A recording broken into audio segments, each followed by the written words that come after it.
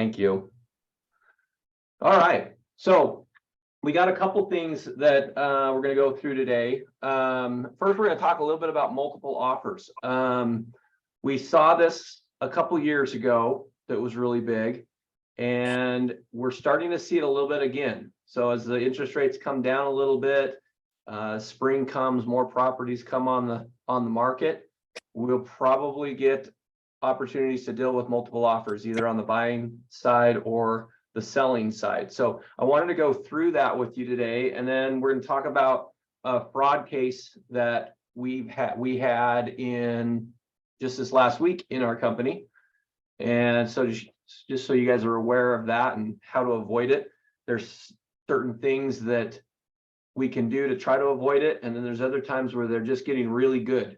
So we're going to give you some ideas of what's happening with that, and then we'll go through, if we got some time at the end, with one of the disciplinary actions that comes out in their newsletter. So let's start with the multiple offers.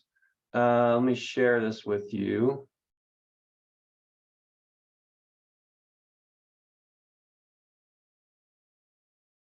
Okay, Russ, can you see that? Yes, we got it. Okay, perfect. Okay, so this is a multiple offer. This is the disclosure. So this is what we're going to give to our sellers when there is a multiple offer situation. I would suggest put it in your listing packet anyway, especially if you feel like your property is going to generate a lot of interest. Anything with a property that's priced really decent in a good area, you feel like you're going to have multiple offers, I just put it in your listing presentation. But basically what this is this is what our options are when we receive multiple offers. And I keep freezing. Russ, is my voice freezing too, or just the picture? Just the picture, yeah. Oh, okay. Okay, so sometimes I talk to agents and they'll look at multiple offers and they'll automatically go to, oh, well, we just need to do highest and best, and we're going to tell everybody we have multiple offers, and we're going to give them until tomorrow at 5 o'clock to give us all their offers, and then we'll review them. What you're going to see in this disclosure is there's actually 3 options. And so you want to make sure you're discussing this with your client and look for the benefits of each of them and see which one's more beneficial for your client. So it might not be always the most beneficial to give them a highest and best offer. You might want to do some of these other ones. So we're going to go through them and then how to proceed in an offer when it happens. Now, one of the things we've got to keep in mind that disclosure of any interest or anything that's going on with your seller needs to be approved by your seller. So if your seller doesn't want anyone to know you have multiple offers and they don't give you permission to discuss that, then that's not something that you should be discussing. So if a buyer calls up and says, hey, do you have multiple offers, and you haven't had that conversation with your client, telling them that you have multiple offers is not the best approach. What I would suggest saying is, you're welcome to submit an offer. I haven't talked to my seller about how we will disclose the offers when we get them.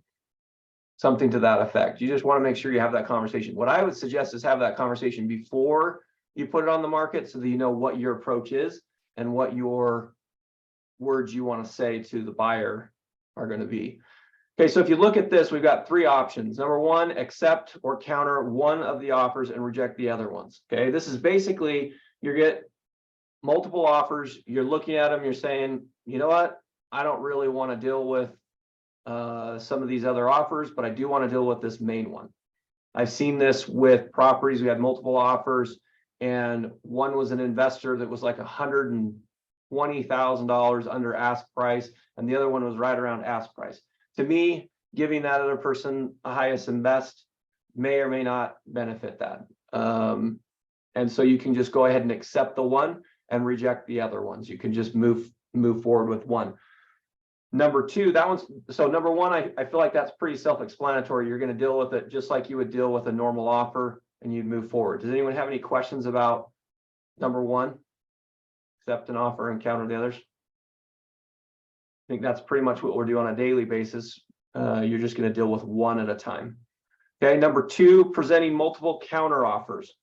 Okay, this is one that I don't see happen as often as it could be. It's basically, rather than accepting or countering only one of the multiple offers, the seller may elect to provide counter offers to all the interested parties. Now, the key to this is, if you look, I'm going to share this with you. Okay, this first one in the MLS says seller's notice to buyers of multiple offers. Actually, we're going to talk about that one on the third one, but right here. Okay, this is the addendum you're going to use if you're going to offer multiple offers. Can anyone tell me what the problem would be if I did not use this one and I countered somebody on a regular addendum? Or you have to have some way where if they accepted whatever you're sending to them, then you're under contract. You'd have multiple offers on the contract. Correct. Yeah. So the regular addendum, if you use a regular addendum instead of this one, as soon as a buyer accepts it, you've got an accepted offer, and you're going to have a problem because you've got let's say you have 3 offers and you send 3 counter offers at the same time, and whoever signs it first is the one that's going to be under contract, and you're going to have a problem explaining that to the other buyers that, yeah, you accepted it, but we already accepted someone else. So this one has specific language in it that protects you and your client. Okay, number one, there's the notice at the top, notice of multiple offers right here. Okay, basically it's disclosing to the buyer that, hey, this is multiple offers, sellers receive separate interested buyer. Rather than accepting any multiple offer, seller is elected to provide a counter offer to each interested buyer. So if you get this as a buyer, you know that there's multiple counter offers in there. So, if you're choosing to counter the counter that they sent you, realize that that could take you out of this transaction. So first you're disclosing it, which in our industry, disclosure is the biggest key. You've got to disclose. The more you disclose, the safer you're going to be. And that's, we talked about that with sellers disclosures. If you have a question on whether you should disclose, just disclose. Same thing with this. Get permission to disclose, and then we're going to disclose it. Okay, then your terms of the counter offer. So you're going to write down all of the things that you wanted to counter that offer from. Now, they don't all have to be the same. So if one offer you're countering the price, another offer you're countering the dates, you're making it the best case scenario for your client. So you don't need to counter them all the exact same, because all the offers that came in aren't going to be the same. You'll be countering different parts of it. But the idea is get them as close as you can to what your seller's terms are, and that's the offer your seller wants. Okay, number 3 is the key here. Okay, not binding unless notified by seller. Okay, so this is what protects you, because you sent out multiple offers. So they could come back and check this as accepted, and unless your seller acknowledges them in writing, then it's not that their offer isn't the official accepted offer. So seller shall not be obligated to sell the property to the buyer, and there shall be no binding contract between the buyer and seller unless received written notification by seller on this deadline. Okay, so basically you're giving them a deadline to respond. So I might send this counter offer out and say, I'll give this counter offer 24 hours. After 24 hours, my seller is going to review them, and then we're going to respond by 10 a.m. the following day. And I'll put that date there, and then the buyer, they can accept it. And then the seller's going to notify them. So now, in order to re-notify them, there is a seller's notice to buyer of accepted offer. So it's not just notifying them by an email and saying, hey, you guys are the accepted offer. Really put it together so that you're protecting your client. Anytime that we have an official document and we don't use it, and we could have used it, that puts us in a situation that could cause problems. So here's your notice, super simple. Seller notice to the buyer, then all the property information, the addendum that contain the multiple offers that we sent over, and then we're notifying the buyers, confirms the buyer's purchase of the property is a successful purchase contract of the property. So basically, if I counter 3 offers and the 3 offers, I get all of them back. They all accepted them. And then my seller chooses to do offer number 2. I'm going to send this to offer number 2 and say, you guys are the accepted offer. Okay. So, and don't be the agent who calls up and says, oh, you're the accepted offer, and it's the wrong agent. I had that happen a couple years ago with an agent.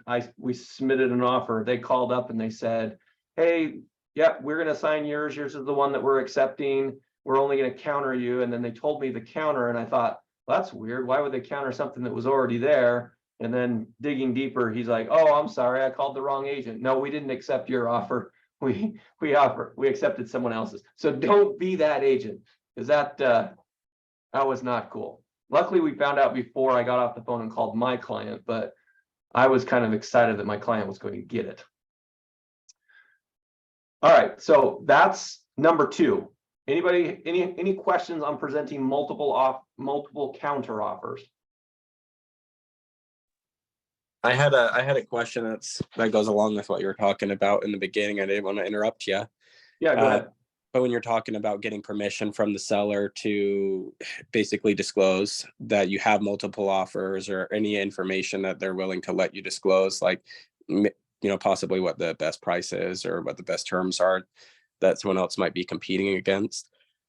Do you suggest that you always get it in the permission in an email from the seller, or is it just as long as you have a conversation with them about it, it's okay? So for me, anytime you have it in writing, you should have that in writing, because when something goes wrong, everybody's memory just seems to go out the window. Okay, so a seller is going to say, yeah, I gave him permission, but then if there's a benefit to them not giving you permission, they're automatically going to not remember that conversation. So yeah. Chris, I always recommend getting it in writing.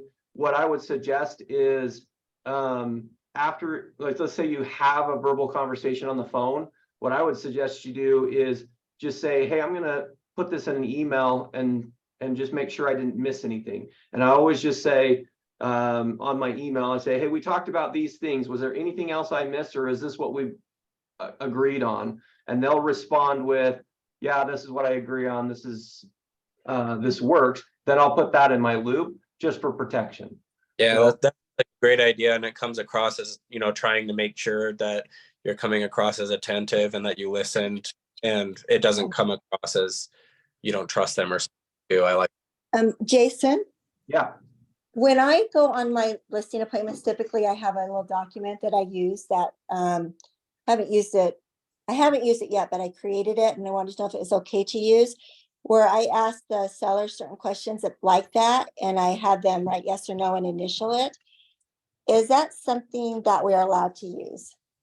So basically you're asking, like, you have a document. Like, what do they want to do in multiple offer situations we talk about, or do I have permission to disclose that you have multiple offers? Yes or no? There's, I don't have it right in front of me right now, but there's just a few different questions that we have to ask, during the process. I usually do that. Well, I haven't done it, but I created the document. I wanted to know if it was okay to do that. Yeah. And have them initial and send. Yeah, because anytime you're creating a document, remember, we're not attorneys. Yeah, so exactly. We're not going to create an obligation for them, but anytime we're creating a disclosure, or we're saying, hey, this is what we talked about, or hey, here's some questions I have, this is how the sellers are answering them. I think that's great. It protects you. Yeah, just those kind of questions about, do I have permission to disclose if you have multiple offers, and just I can't even remember. I wish I had it in front of me right now, but there's just kind of those questions that we usually have to get in email form anyways, once we talk about them. Yeah, I think that's great. Russ, you have any different opinion on that, or you good with that? Yeah, no, I'm great with it. Yeah, that's awesome. Yeah. Okay, so that's number 2, presenting multiple counter offers. I think sometimes that's a really good option. I think that as agents, we sometimes miss that or forget that that's an option. Okay, then number 3 is the one that I see most of the time, provide all buyers an equal opportunity to present their best offer. That's basically, rather than negotiating one at a time, you're saying, hey, give us your best offer, and giving a time frame for that. There is a disclosure of that. Sellers notice of buyers of multiple offers. Basically, this is saying seller has received and presenting and reviewing multiple offers for purchase of property, rather than accepting, rejecting, or countering each existing multiple offer. So this form I don't see used as much, because I feel like a lot of agents are just saying it online, like on the phone. They're just saying, we're doing highest and best, and it's going to be tomorrow at 5, or they're going to put on the MLS that multiple offers received, highest and best by this time. So this form right here will protect you even more. The biggest key is you just got to inform your seller that the seller agrees not to accept any offer of buyer prior to the response deadline. So if you put a deadline out there, and then you get somebody that comes in and says, hey, we're going to give you cash right now, but you've got to accept our offer and take everybody out of the game. You've got to wait until that response deadline to accept that offer. So Isn't there an exception that if you send everyone a withdrawal of what they received, then you can go ahead with that one offer?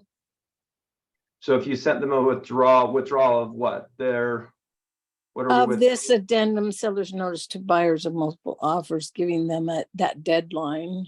The only way you could accept another offer that came in, you could withdraw this, but Okay, so but if you, just a question. yeah, so if you're using this addendum, I'd be really careful with trying to withdraw from other agents. I would wait for that time, because anytime that you say one thing and then you back out of it, it creates problems with agents that don't get accepted. In fact, And it kind of discredits me as an agent. Yeah, so that's a good point. Thanks. yeah, so in fact, I'm going to tell you of a lawsuit that we just finished up in the company based on multiple offers here when we're done with this one, that can help with some of those scenarios as well. So that's highest and best. So those are your 3 options. Anybody have any questions on number 3, presenting your highest and best offer? Okay, all of these forms are on the MLS or in Dotloop. It's obviously, you need the disclosure forms from your seller, and then these other ones, depending on what you're actually doing, they'll either be involved or not involved. But the one that would be required would be this disclosure. You want to make sure you have this disclosure done so that the seller understands their options. Because if you come in with the only thing the seller can do is do your highest and best, and you don't discuss these other 2 offers or options, option number 1 and number 2, and then they find out later that those options were available, but you didn't present them to them, and they might have chose a different option, then you can run into a problem as an agent. So I would just pull out this form, and I would go through all 3 of these and just say, these are your options. What do you want to do? And have them decide on what's best for them. So we had a lawsuit in our company that we just finished up. No, in both Russ and I's opinion, and I would imagine because of the way that it ended up, we don't think it was a fault on our agent at all. But here's what happened.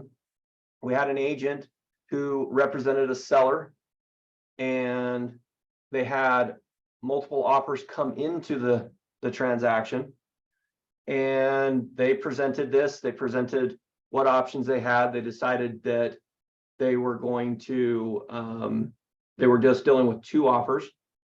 They decided they were going to go with one offer because they couldn't hear a response back from the second offer, and then they accepted it, and they went forward, and the other offer went away. Well, a week or 2 later, the second offer reached out to the seller on LinkedIn and just said, hey, I really wanted to get your property.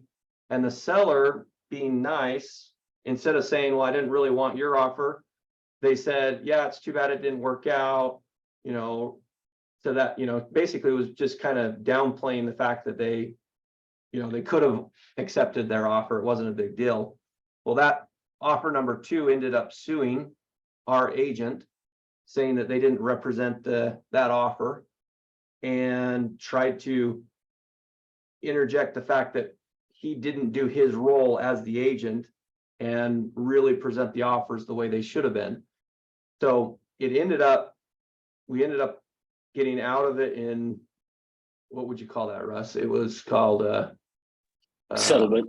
settlement. Yeah, we just decided to settle on it instead of taking it all the way to court. And the reality is the more we have this discussion and we talk to our sellers about this is how we're doing it, and they make that decision, and then just letting your sellers know that whatever their decision is their decision, that could have solved some of this problem. So does that make sense? Russ, did I miss anything on that made it unclear? I don't think so. Made sense to me. Okay. Any questions on that multiple offers? Just make sure you do it the correct way. And hopefully we get lots of multiple offers here in the future. So, okay. So 2 more things that I wanted to go through. Number 1, we sent out multiple emails about this fraud, vacant land fraud. And we had an experience just last week where we got the opportunity to experience it again. So let me just give you a background of the vacant land fraud that's happening in our state. So somebody who is not the owner finds some land. The land is not theirs, obviously. And it's usually land because nobody's living on it, and the seller most likely is not either in the state or they're not driving by their vacant land all the time. Then they reach out to an agent. They say, hey, we want to list our land. They give false information. So the agent will list the property. They'll market the property. It's usually for it's usually a discounted price. It's not always a discounted price, but a discounted price. Then they try to get a quick close on it, and then the title will close. They'll get the money, and they'll try to sell the property out from under the seller. So there's a lot of little red flags that can happen. Like the questions that we get a lot are, how does the title do that? Or how could we not find out that information? And that's where the scam is starting to get a little bit more sophisticated. Things are starting to come in that, seems like the real thing. So we had an experience just last week where the person who was fraudulent called an agent in another state, said they have a referral for an agent in our state. So it actually went through our relocation company. And then they submitted to an agent in our office.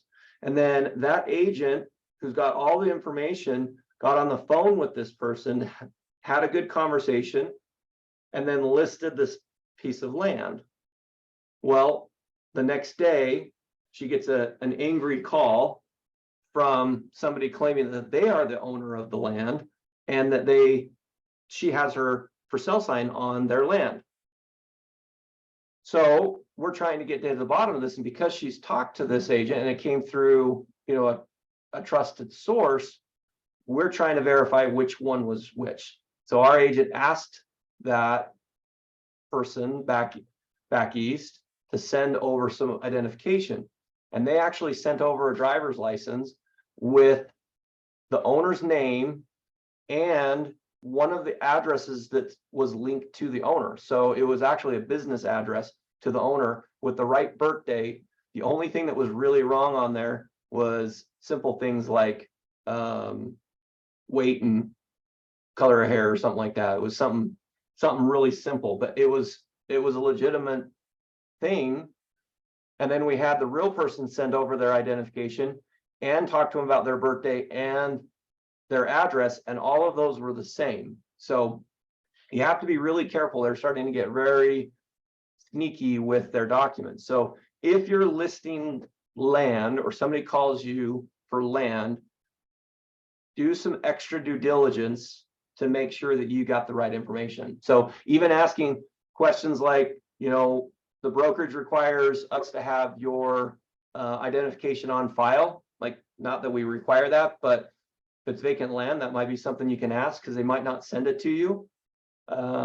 Obviously you can talk to the title company, and then just kind of be aware of that. So does anyone have any questions on that? That's something that's going around. It used to be really cut and dry. You could ask them a question like, you know, what's the requirements of the HOA? And they wouldn't know any requirements of the HOA. So you could kind of figure it out faster.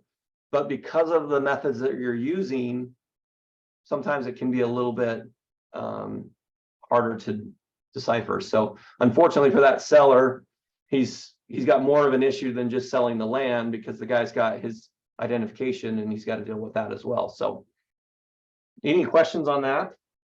So one other thing, Jason, just to add to it, is part of what led to us figuring out for sure that the first guy was wrong was we first asked for the ID. So he sent over a driver's license. Then after that, we said, just to confirm you are the person that sent over the ID, we need to do a Zoom call with you, and your camera has to be on for that Zoom call. And then that's when he finally disappeared. But just keep in mind though too, of they'll create these driver's licenses that look legit, and I worry a little bit, because had he put his own picture on the driver's license, he could have even jumped on a Zoom and we would have thought, well, yeah, the picture matches even what's on the driver's license. But once we asked for the Zoom is when he then quit responding. Yeah.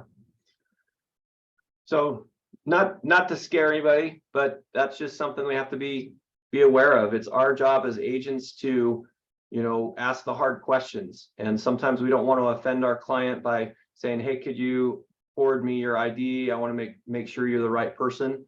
You know, it's something that we want to make sure we're starting to do. They're getting very creative with it. And if the biggest challenge with some of the lawsuits and the things that come about when the buyer sues a seller, when the agent has a responsibility in there, is we're the professional and we don't do it the right way, that brings us into the problem too. So just dot your I's, cross your T's, and you'll be just fine. So okay. Do you recommend that, like, some verbiage we could use would be, you know, without offending someone, what would be some good verbiage to use to ask for their ID? Like, how do you, like, Yeah. So yeah, basically we're just, so I think it's just perfectly fine to throw it on the brokerage and just say, hey, we just want to make sure we're verifying, because typically these people are out of state, they're not local, so you're not meeting them in person. So anytime you're dealing with a client that's out of state, just say, you know, it's this, just one approach that I would say is our brokerage policy is to get some identification before we proceed with the listing. Will you send us over some identification? So, you know, you don't need to put it out as like, I don't trust you, so send me stuff, but more of like, hey, I'm here to protect you through the process. That's my role as your agent. Let's make sure that we have everything. Will you send me these things? Or, hey, I know you're not in the state, we can't sit down in person, but let's sit down on a Zoom call for 5 minutes. Just make sure you know who I am, I know who you are, and that we can work together as a team. The other thing I would add to it as well is don't be afraid to just, I would say, just tell them the truth of there's a lot of fraud and scams going on right now regarding properties like this. And as a result, I'm probably going to do some extra things to protect your property, to make sure that somebody's not selling a property that is not their own. So, you know, I used to work at a bank before I came into real estate, and a lot of times we were hesitant to ask people for proof of ID or whatever. And finally one day I just realized, look, this is to protect your money. And so if anybody were to ever question you on it, that's how I would respond, is, you know what? I'm just making sure that somebody isn't coming in trying to sell your property out from underneath you. And I think if you just tell them, hey, there's a lot of scams, and tell them just even what we talked about, even down to the fact of sending us copies of driver's license that aren't real. And so we're going to just do extra steps to make sure that we got the right person. Yeah, I think that's great. Did that help? Jeanette? Yes, thank you. So, Good. so you're saying that nothing under the county records was amiss at all, because the address of his business and that showed up, so there was no red flags really. No, in fact, our agent was kind of debating that he thought that the person who's complaining was probably the fraudulent one, but Russ and I both kind of looked at it and said, there's no benefit for somebody complaining and telling you that this is their property. So we really had to take that a lot more seriously than, I mean, all the documents matched up, and it really was one of his business addresses, and it was in Murray, and it seemed like in a normal area that you wouldn't think, oh, this isn't a weird place. So they're getting really good at that. You just got to make sure that you know, you're asking the questions. Don't be afraid to get more information. Don't, you know, just do your job as a professional, and every other professional is going to verify things. We can do that too. I think it's just our culture as a real estate agents, and the way that things are going, the agents are getting a little bit relaxed on what they're doing. We're seeing really simple mistakes on contracts that when you read them, you wouldn't have made that mistake. So just don't get too relaxed in your business. Be the professional and make sure you have a system to do everything. You know, if you do everything right on your side and there's a problem in the transaction, then you're not going to have a problem through that. It's just, we got to do our part. Okay. Okay. Last thing that I wanted to cover today came out in our newsletter that came out yesterday. So I don't know if you guys read that or just delete that newsletter, but there's a section at the very end that's about the disciplinary actions. And I love reading the disciplinary actions, one, just to see what people got fined for, how much they got fined for it, and just help me learn so that I don't make the same mistake. Because unfortunately, we probably have all done something in this area before on accident and just didn't get reported. And so you just want to make sure you're fixing some of those things. So the one that I wanted to bring up is in there was an agent who admitted that they removed a lockbox key and delivered to their buyer's parents to enable the buyer to enter and inspect the home alone on the day of the final walkthrough. So basically, the agent couldn't make it for the final walkthrough. They went out there early, got the key, gave it to their client, said, hey, go do a quick walkthrough before we sign, and then we'll be fine. So obviously, you shouldn't have your clients in somebody else's house without you there, especially because if you open the key box, you're responsible for that. But then she took it a little bit further on this one. Shortly before the time scheduled for the walkthrough, the buyer's parents used the key to enter the home without the buyer and without the seller's knowledge and consent.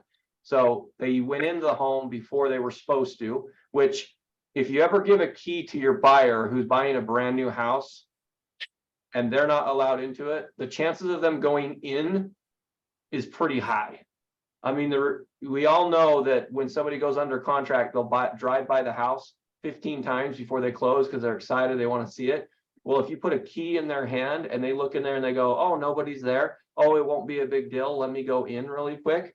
That's surefire way of getting in trouble, because your client's going to use the key even if they say, oh, we won't use the key until we record. So safest way, don't give them the key until it's records. But as this continues on, it says the seller arrived at the home to collect several belongings from the garage and informed the agent by the telephone that the buyers were there. So I'm sure this happens a lot in our industry where we let them go in, nobody finds them, but in this scenario, the seller returned during the time they were there, and that's where all the problems came in.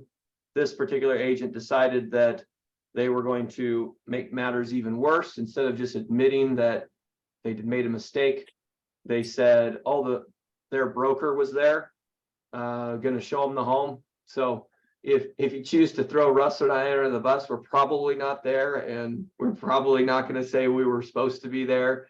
So she threw her broker under the bus, telling him that he was supposed to be there, which he wasn't.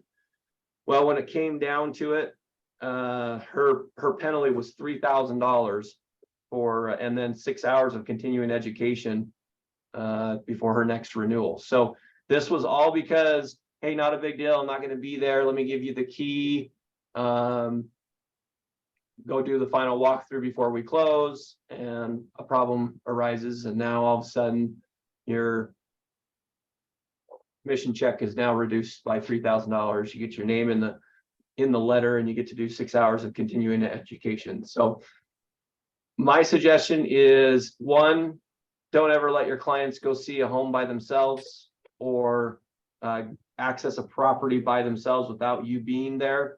And number two, until you close, I would highly suggest you never give them the key, because the chances of them going in are pretty high. Russ, you got anything to add on that one? Nope, agreed. Okay, so So I have a question, of course. I Oh, just great. closed on a property and we have a rent back. So my sellers are actually still in the property. The buyer's agent hasn't asked for a key, so I haven't given them one. But where it's a rent back and the property's closed, then it's really up to the buyer's agent to provide that key, right? I'm kind of out of that now. yeah, so I mean, so the biggest confusion is we're mixing two things when we do the rent back. Basically, we're saying we're doing a purchase contract and now we're turning it into a landlord tenant situation. So yes, the buyers now own that home. They should be the one responsible for the key. They're the ones that should be making sure things are done properly. So you wouldn't be giving that buyer the key before they close, but now that they've closed, they're actually now the landlord for the seller. And we have But I something, kind of left that in their agent's corner for him to Mhm. give them the key. the seller's agent. I'm the seller's agent.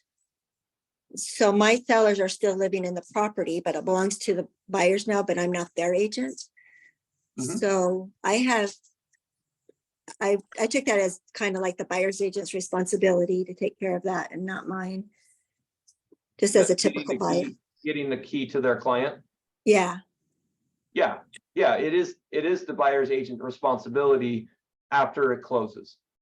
So once it's closed, so this agent, the mistake they made is it wasn't closed yet, and the buyer's agent now was taking on the responsibility of that key. You as the seller are responsible for that key until it closes. Now it's the buyer's house, and the buyer is being represented by the buyer's agent. Now it's the buyer's agent's responsibility for that key. Does that make okay. sense? He just hasn't asked for the key yet, like he hasn't come to get it or anything. So Oh. I'll just leave it there till he comes and gets it, I guess. Yeah, or you can reach out and say, I want to take off my lockbox. You want to take the key out so I don't have to deal with it? Yeah, okay. Yeah. But yeah, so I mean, the reality is if that buyer's agent went and accessed your key box and took the key out, they can do that because they can get the key. Where before it closes, a buyer's agent accessing your key box needs to have permission from you to access that key box. What about just leaving a key at the title company after it records? Yeah, I think that's a great option too. That way you're taking it away. So the seller would leave the key for the buyer at the title company. I think that's a great way to do it. Jason, can I ask a question? Sure. On the seller not being there and entering the home, when it comes to home inspections, what do you recommend as far as who should be there or who shouldn't be there, or how can the inspector be there alone? They all seem to have super keys. What do you recommend that we do as agents when it comes to the home inspections? Yeah, so Russ, you can correct me if I'm wrong, but because they have their own key, they're liable for what they do when they get into the home. So if they have access to getting into the home because of their own personal super key box or their own access to it, and the seller's Mhm. given them permission, so you've asked for permission for them to do the inspection, then I don't think you need to be there with that inspector. Now, if the inspector is not, does not have a key, and then I would suggest you go and open the door and you be there for them, because now you're the one accessing the house and now you're liable for it. But most inspectors that I know of who have access with keys, they're taking on that liability because they're the ones opening the door. Okay, and so we don't need to be there during the inspection, but the buyer can be there, right?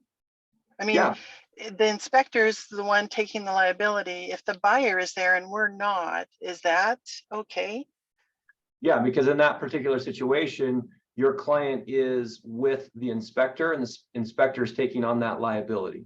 So whoever Okay. opens the key box is the one that's in charge of whoever's in there. So if I open the key box and let whoever I want into the house and they trash the house, well, then I'm, as the agent who opened the key box, I'm now liable for that as the agent who did that. The inspector would be the same. The inspector probably would not want, you know, a whole caravan of people coming in when they open the door with their key. But as long as they have access to it, like they have the permission, because we're under specific rules when we get the our real estate key. As long as they're under those same rules because they own the key, then they should be able to go in the home. But your buyers would not be under that. So somebody would have to let them in the home, and that's where the problem's created. So no, I Yeah. personally don't go to the inspections. I let the inspector open the door and I have my client meet them the last 30 minutes or whatever. And that inspector's taking on that. Okay, that's great. Thank you. Okay, any other questions? I don't know why my video keeps pausing, Russ. You never pause. Like every Are few you seconds. I'm are you pausing. only on Wi-Fi or are you? No, I'm plugged into the wall, but Oh, the Wi-Fi doesn't yeah, I look don't like know. it's turned on. Yeah, it's not. I'm That could I'm be like why. 2 doors down from Russ, and he's not even. I'm freezing every 5 seconds. Yeah, you're not freezing that much on our end, so you know. Oh, that's good. It is some a little bit, but not as much. Okay. Any other questions? That's all I've got for you guys today. Remember, next week is Summit, so we will not have the call on Friday, but show up to Summit. And then if you have any questions, like always, reach out to Russ or myself. Russ definitely on Sundays, me all the other days. Thanks, guys. Yep, thanks. Thank you.